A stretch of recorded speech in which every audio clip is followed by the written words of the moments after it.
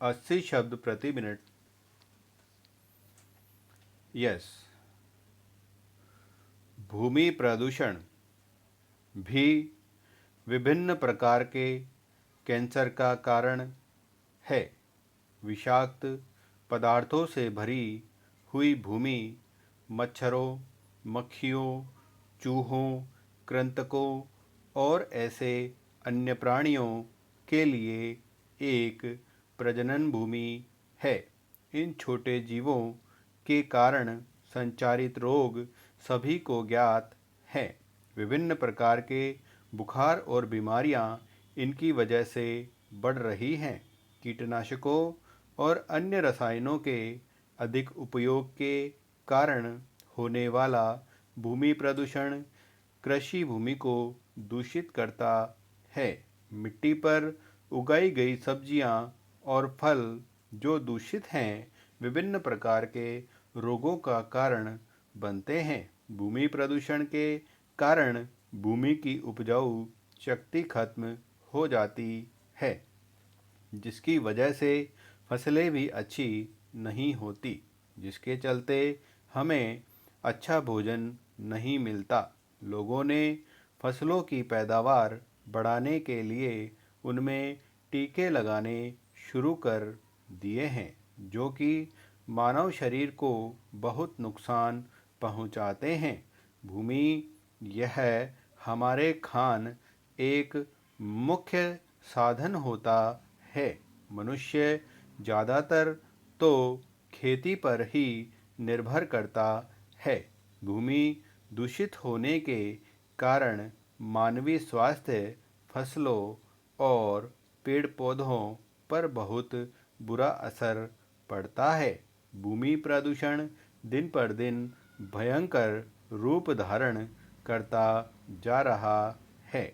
यदि समय पर भूमि प्रदूषण पर रोक नहीं लगाई गई तो यह विकराल रूप धारण कर लेगा और फिर इससे छुटकारा पाना असंभव हो जाएगा। भूमि प्रदूषण हर समय बढ़ रहा है और इसलिए इसके हानिकारक परिणाम हैं, जबकि सरकार और अन्य संगठन इस पर नियंत्रण करने के लिए अपने स्तर पर काम कर रहे हैं, परंतु जब तक सभी अपना संपूर्ण योगदान नहीं देते, तब तक किसी भी प्रकार के प्रदूषण पर नियंत्रण कर पाना केवल एक स्वप्न मात्र रह जाएगा। हम अपने दैनिक जीवन में कुछ छोटे बदलाव करके भी इसे कम करने की दिशा में योगदान कर सकते हैं। भूमि प्रदूषण पर लगाम लगाने के लिए हम निम्नलिखित तरीकों को अपना सकते हैं। जहाँ भी संभव हो, उत्पादों के बजाय उत्पादों का उपयोग करें। ऐसा इसलिए है क्योंकि कचरे का निपटान करना आसान है। भोजन है जो कीटनाशकों के उपयोग के बिना उगाया जाता है। इस तरह के खाद्य पदार्थों को कीटनाशक या उर्वरक मुक्त चिन्हित किया जाता है, ताकि आप दूसरों से आसानी से अलग कर सकें। यह किसानों को कीटनाशकों के उपयोग से बचाने के लिए प्रोत्साहित करेगा। यदि आपके पास जगह है तो घर पर जैविक सब्जियां और फल उगाने के लिए यह एक अच्छा विचार है।